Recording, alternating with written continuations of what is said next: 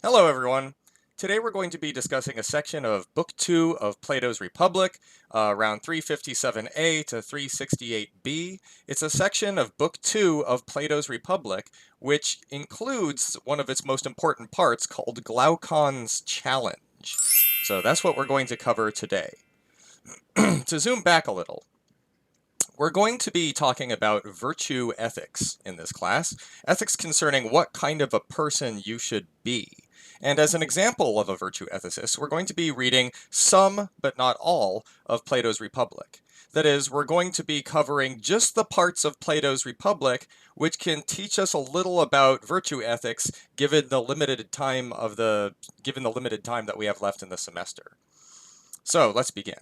Now, this work, like all of Plato's works, is written as a dialogue between a few characters. In this case, at the beginning of Book 2, the dialogue is between the philosopher Socrates and his friend Glaucon, who is actually named after Plato's younger brother in real life, Glaucon. In the same way that the character Socrates is named after Plato's mentor, the real-life philosopher Socrates. And Glaucon begins this section of the discussion by dividing all good things, all the good things in life, every single thing in life that could be good, he divides them all into three categories.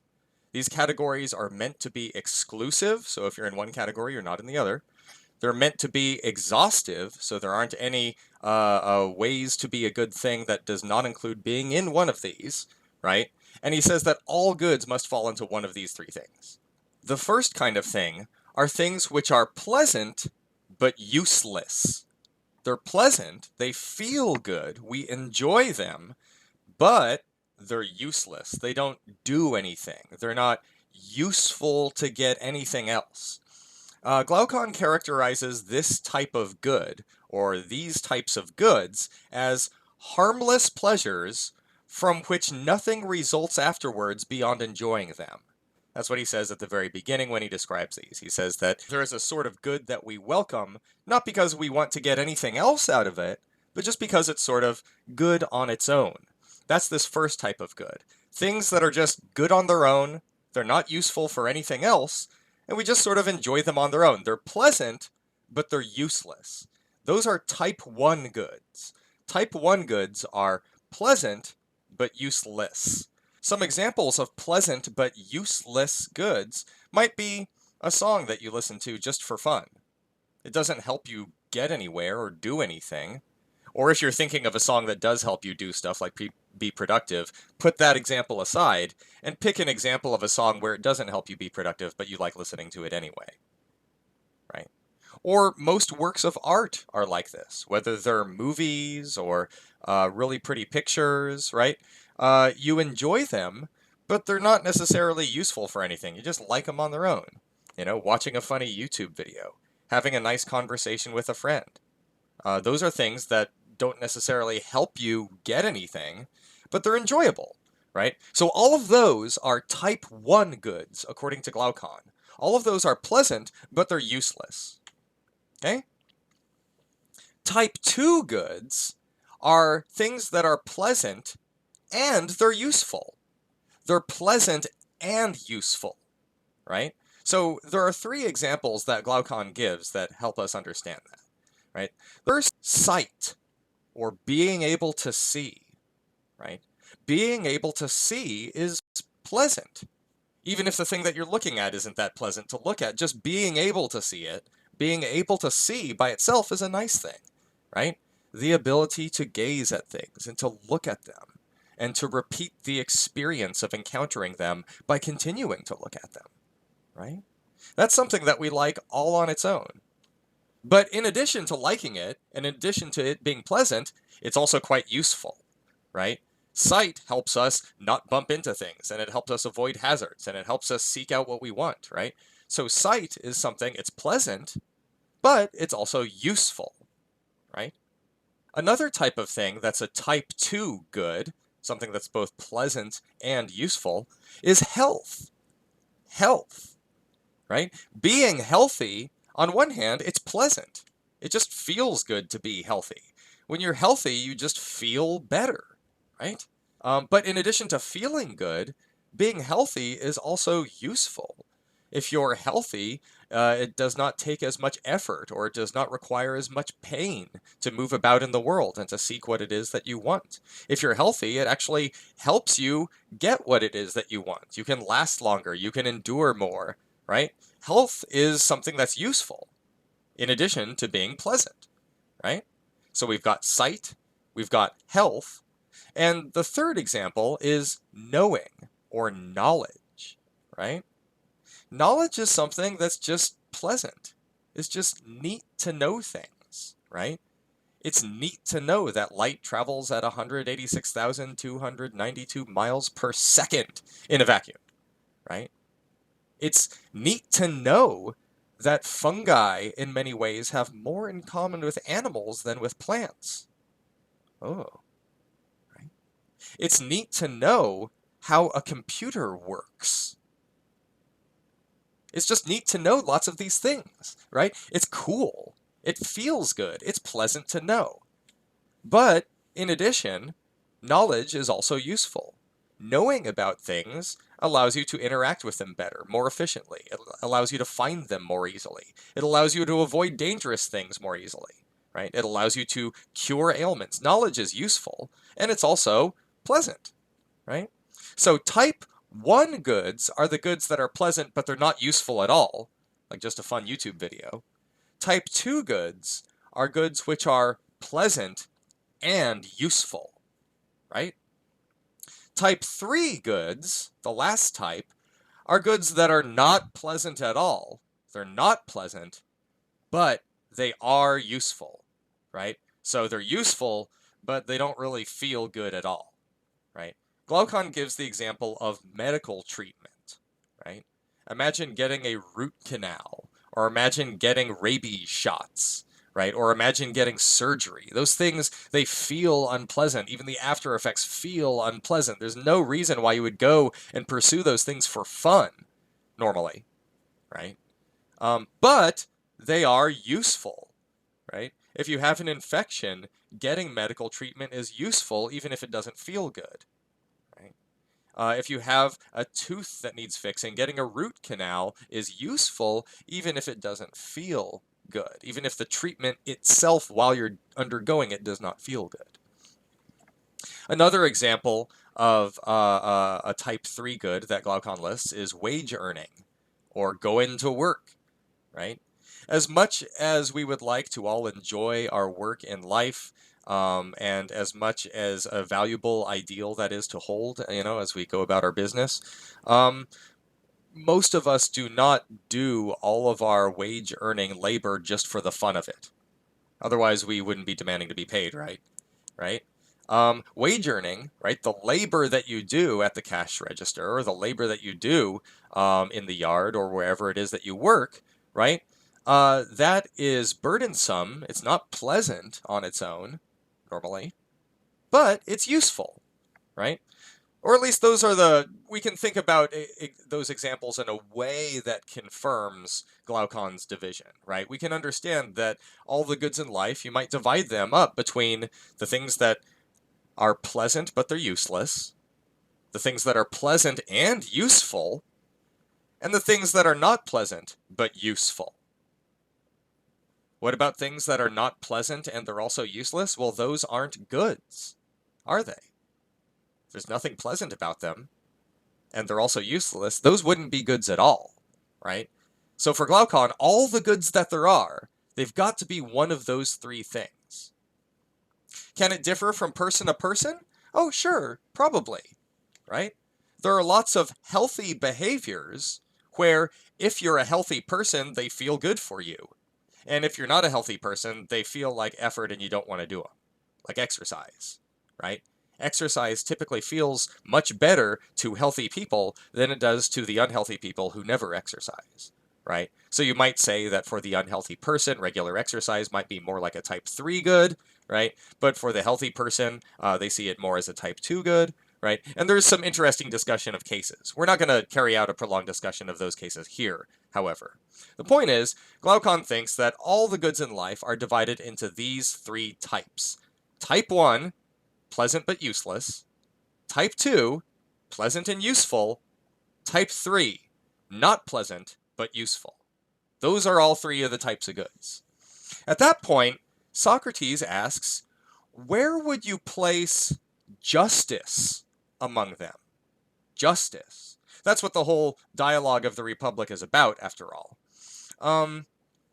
When we 21st century English speakers hear the word justice, we often immediately think of institutions.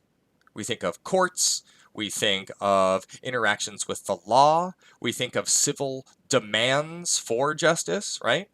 And for now, although actually this discussion over the course of the entire dialogue, over the course of the entire Republic, it will focus on institutions. For now, when Socrates and Glaucon discuss justice, I want you to think of something like fairness, like being a fair person, or honesty, like being an honest and fair person, being someone who actually does what they're supposed to, who actually tells the truth, who does not steal, even if they could, get away with it or whatever, right? That's what justice means as they're talking about here. They're talking about something like fairness, something like being fair to each other. Right? So Socrates is asking about that. He's saying, that's a good thing, right? Being fair is good, but what type of a good is it? Right? So now, before we proceed, let's imagine what that would be, right? Let's imagine, okay, what would it be to say that being fair is a type 1 good? What would that mean? Think for a second. Here, I'll let you think for a second. Go! Think! Right!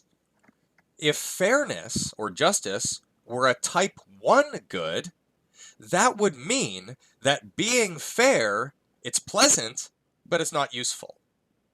Right? That's what that would mean. To say that fairness or justice is a type 1 good would mean being a fair and honest person, that just feels good, even though it doesn't get you anywhere. Right? That's what that would mean. To say that justice is a type 1 good is to say it's pleasant to be an honest person, it feels good to be an honest person, but it's never, ever, ever, ever useful. Huh. Put a pin in that. Now, what would it be to say that justice, or fairness, what would it be to say that justice is a type 2 good? I'll give you another minute to think. Go.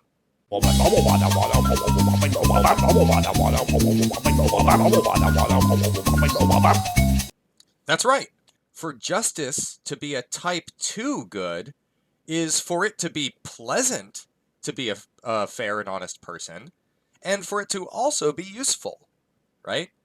The person who thinks justice is a type 2 good thinks, well, it's pleasant to be a fair person, it feels good to be a fair and honest person, but in addition to that, it also helps you get ahead in life. If you're fair and honest, people will trust you. If you're fair and honest, people will be your friend. If you're fair and honest, you get a reputation for fairness and honesty, right? So it's useful. It's useful, plus being fair and honest feels good. That's what it would be for justice to be a type 2 good.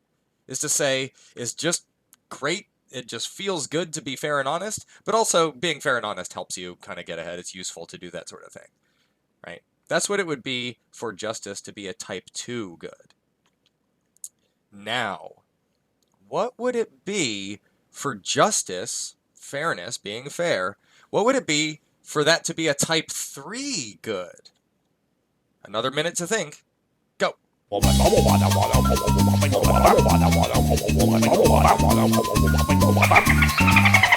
That's right.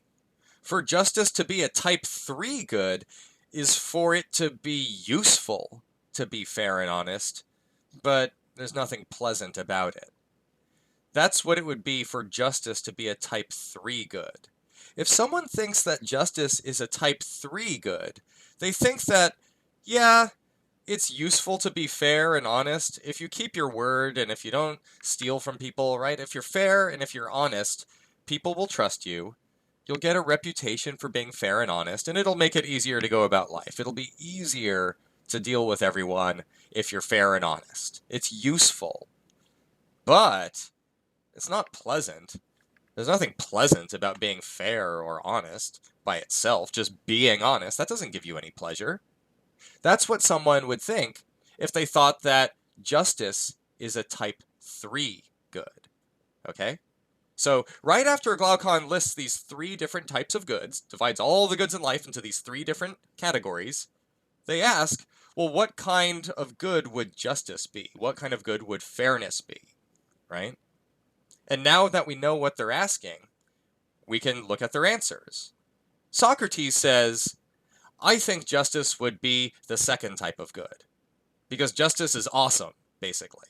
He says, justice, it just feels good to be just, it feels good to be honest and fair, plus it's useful. So I would say that justice is a type 2 good.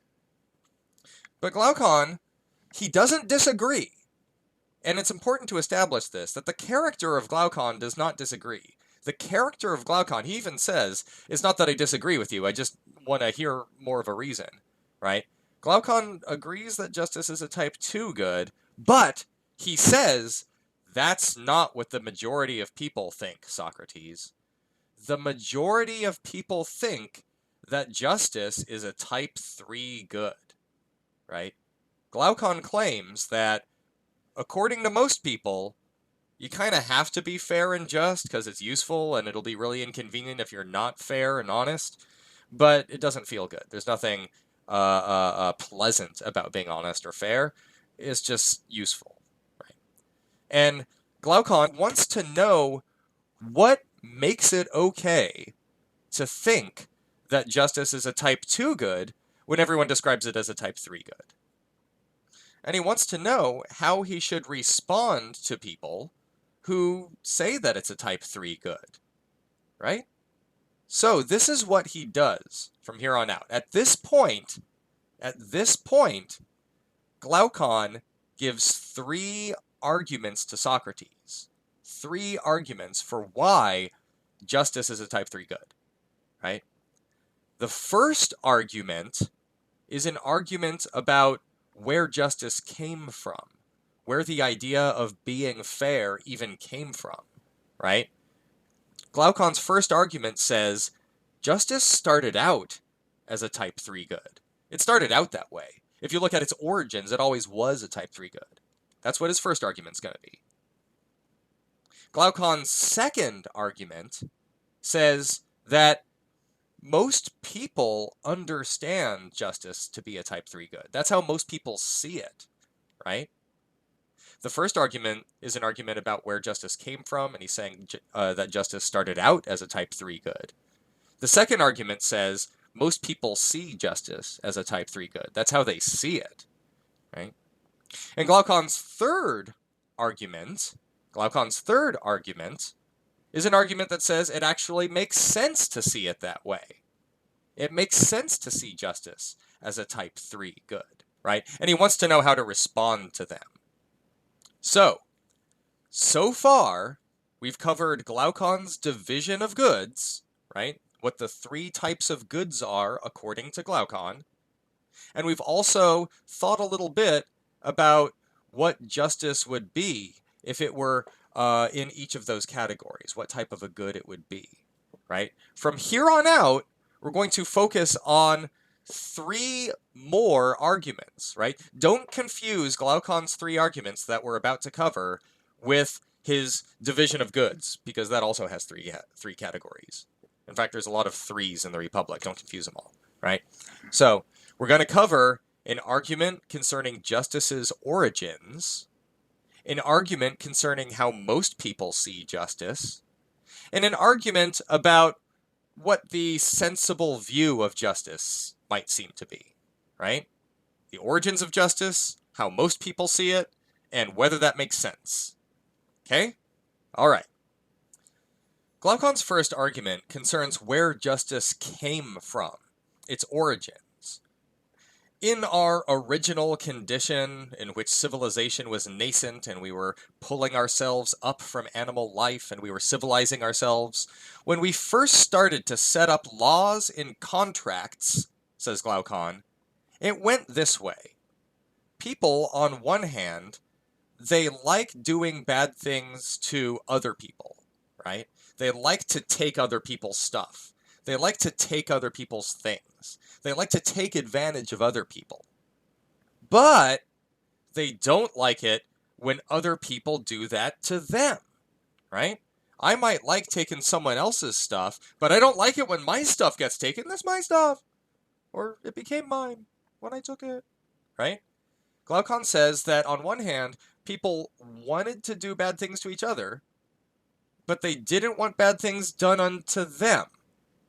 And so they decided, civilizations decided, thinks Glaucon, or argues Glaucon, they decided that it would be worth it if we all agreed to stop doing bad things to each other, because that way none of us would be able to do bad things, and that's unfortunate, but we would avoid the pain of having bad stuff done unto us.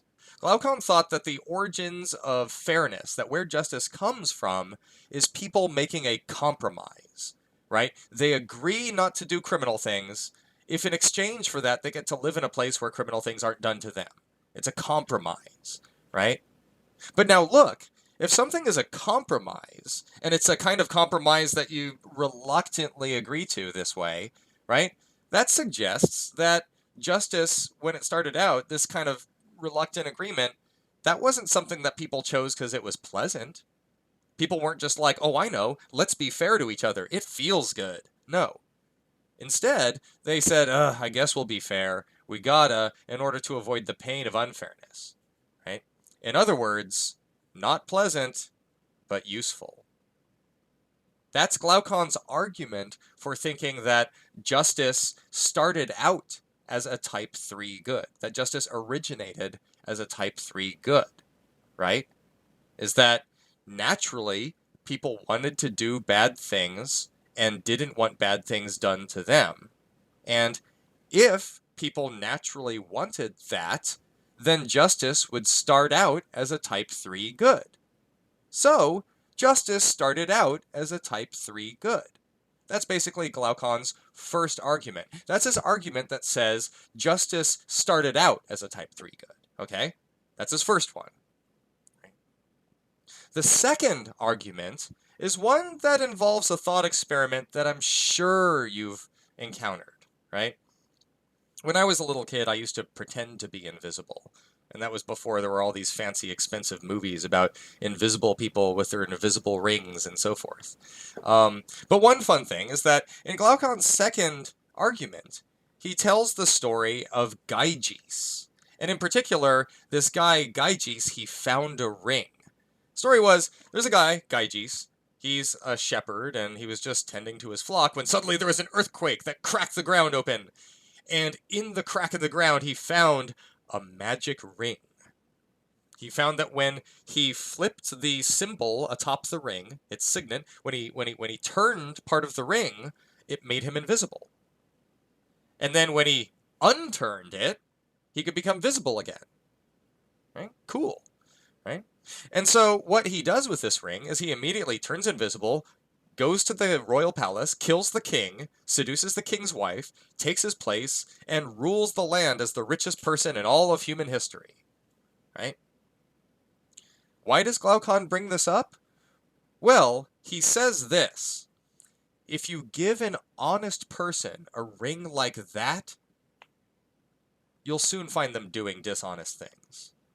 Right? Someone might be honest, they might keep their word and keep their promises, and never steal and never lie and never cheat. They might be like that. But as soon as you give them the ring that turns them invisible, you give them the ability to be dishonest without any consequences, right? Right? Imagine you had a ring like that. Here, I'll give you a few seconds to think. Go!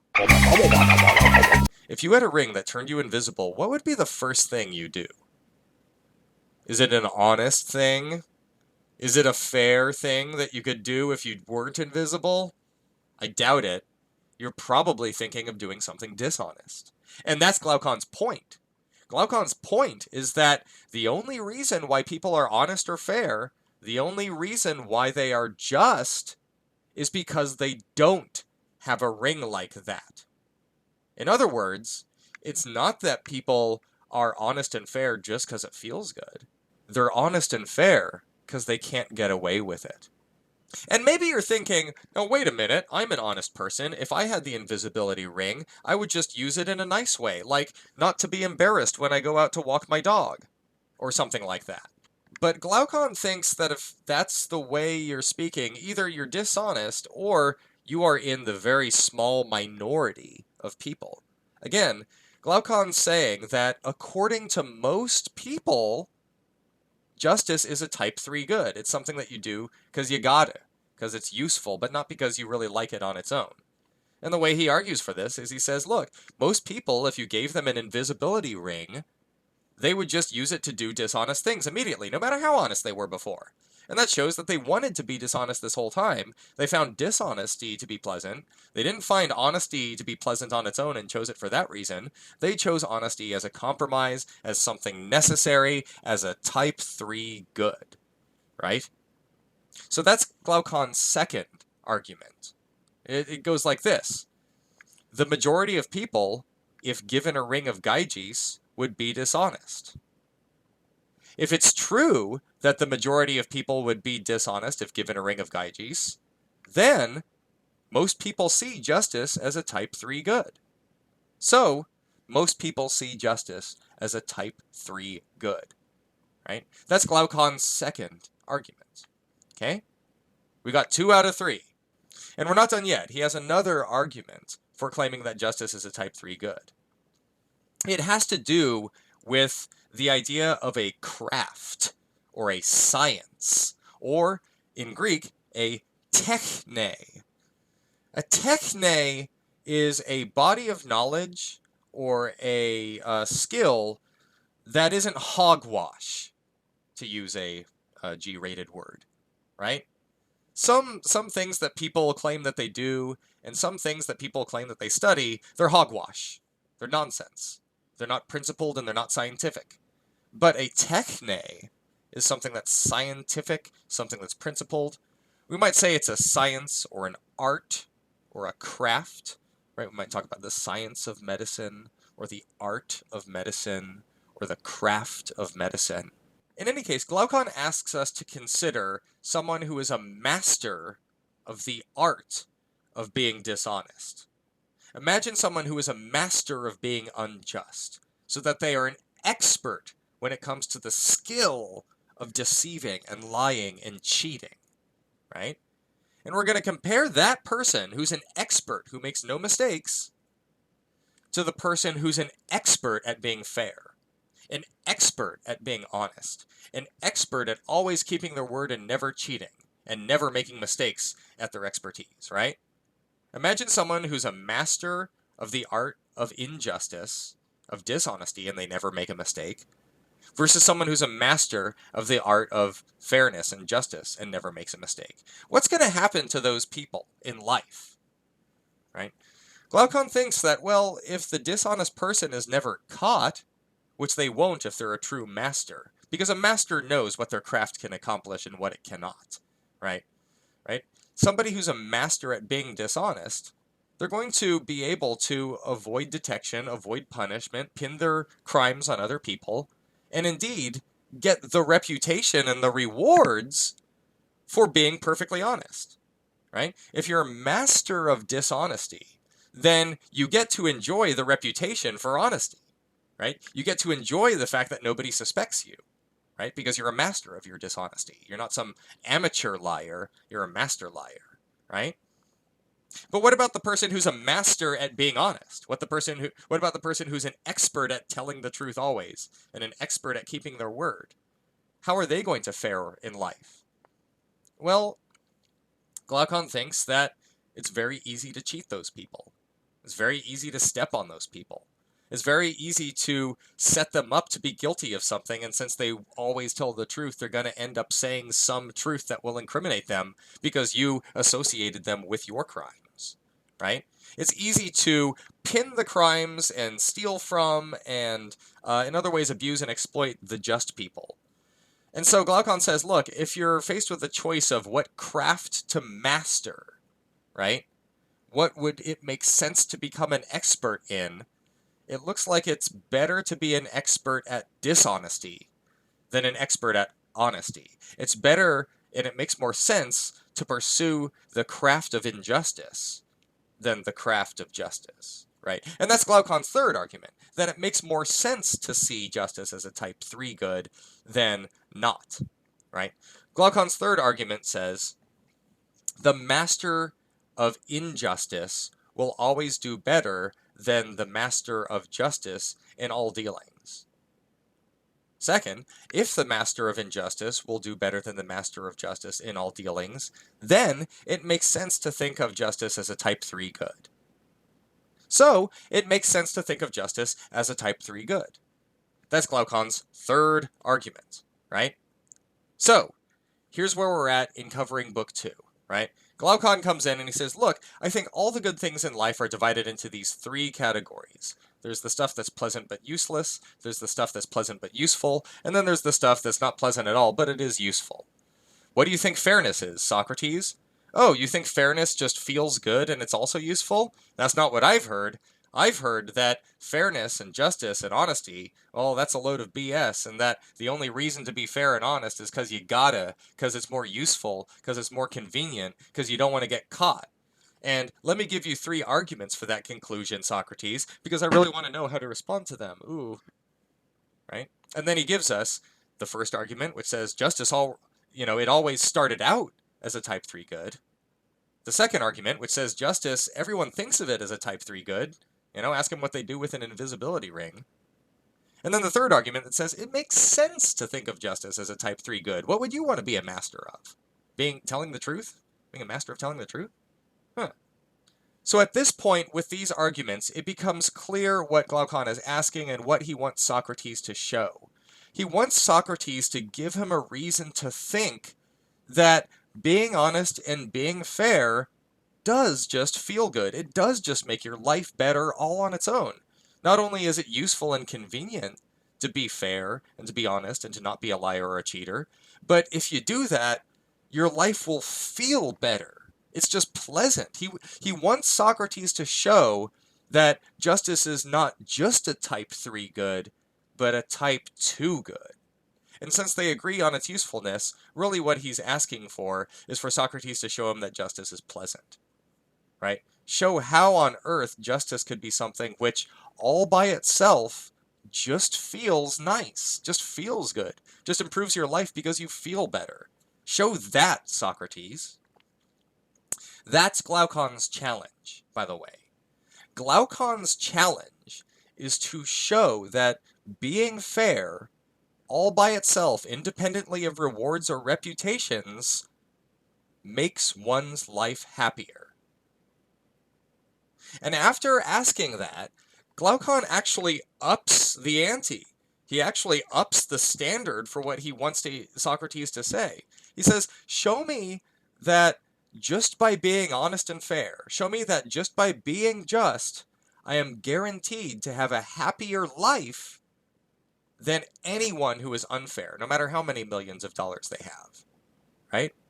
In other words, show that someone who is honest and fair in life is guaranteed to have a happier life than anyone who's dishonest and unfair, regardless of their health or their wealth or their reputation, that the honest person who's in Guantanamo Bay being tortured for crimes that they didn't even commit is happier than the billionaire criminal. Right? That's what Glaucon wants Socrates to show here. And, it's a tall order. No wonder it takes Socrates some 10 books of dialogue to respond to this, right? But it's important to focus on the happier part, right? Glaucon isn't asking us to show that no matter what, an honest person will be happy, that they'll be happy even if they're being tortured for a crime they didn't commit. He's just asking for Socrates to show that they're happier than the dishonest person, right? So midway through this story that is the Republic, that whole dialogue, it sort of comes out that the dishonest person is not quite as happy as they might seem to be, even with all the wealth in the world, right? And there's a lot of talk about, inner peace and inner calm and having a kind of peace of mind to engage in life's real pleasures. But I'm getting ahead of this, right? Before we end this section on Glaucon's challenge, I want to mention the discussion of religion that occurs. When Glaucon and Adeimantus, they together talk to Socrates about religion, and they're saying, look, we want you to show us why being honest and fair in life, it just feels good on its own. It just makes you happier to be honest and fair, right? And we don't want you to talk about religion, they say. Not because they dislike religion or they're not religious or anything, because they are. It's more like this. There are three reasons why they say, again, another group of three. Plato loves threes, as you'll see. Adeimantus and Glaucon give three reasons why religion or discussion of religion is not going to answer Glaucon's challenge, right? The first reason is that the poets contradict themselves and they contradict each other, right? Some poetry, by the way, in ancient Greek times, the way that you knew about the gods, the way that you knew what Zeus and Hera were like, is that you read the work of the great poets, Homer and Hesiod and Pindar and the playwrights, and you would read amazing things that were written about them. That's how you knew about the gods, right? And the poets who write about the gods, say Adeimantus and Glaucon, they contradict themselves and each other, right? So some of the poets or some of the poems will say that if you're honest and fair, the gods will reward you, and the black earth will bear up fruit for your crops if you're honest and fair. But then there's other poems that say, yeah, it's hard to be honest, it's hard to be fair, it seems like nothing goes your way even when you're honest and fair, right? So if you're sorting through religious stuff, you don't even have a very clear answer on whether you should be honest or fair. So strike one against religion being able to answer Glaucon's challenge. The second problem is that even if we accept religion as it's presented, you can be forgiven for things, right? Glaucon and Adeimantus say, look, if what the poets say about the gods is correct, the gods will forgive you, you know? So if you spend your whole life being unfair and unjust and getting everything for yourself, you don't have to worry about divine punishment, because at the end you can just be sorry. Oh, I'm sorry, will that not work? You have to be really sorry? Okay, fine, at the end I'll be really sorry, right? That's another problem, right?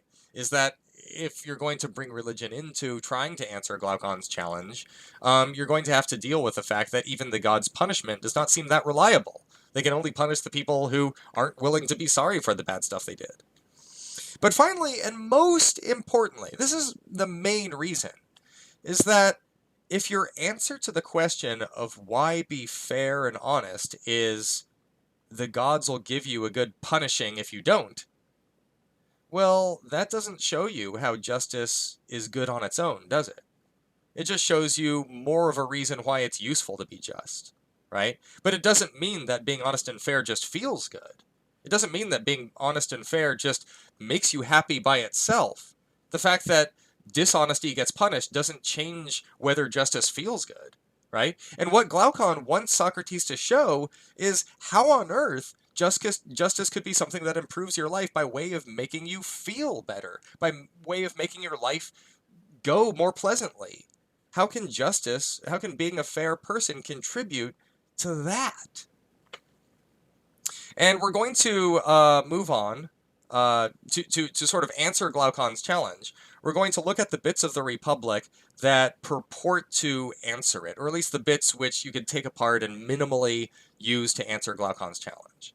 And just to sketch where we're going, Plato's answer to Glaucon's challenge is something like this, right?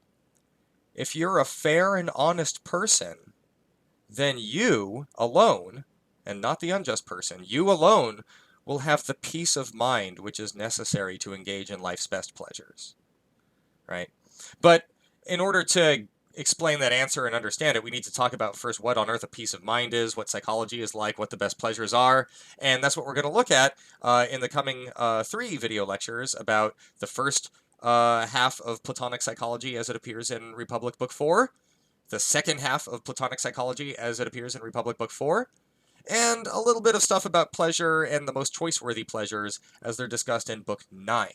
So, thanks for watching, I'll see you soon, bye!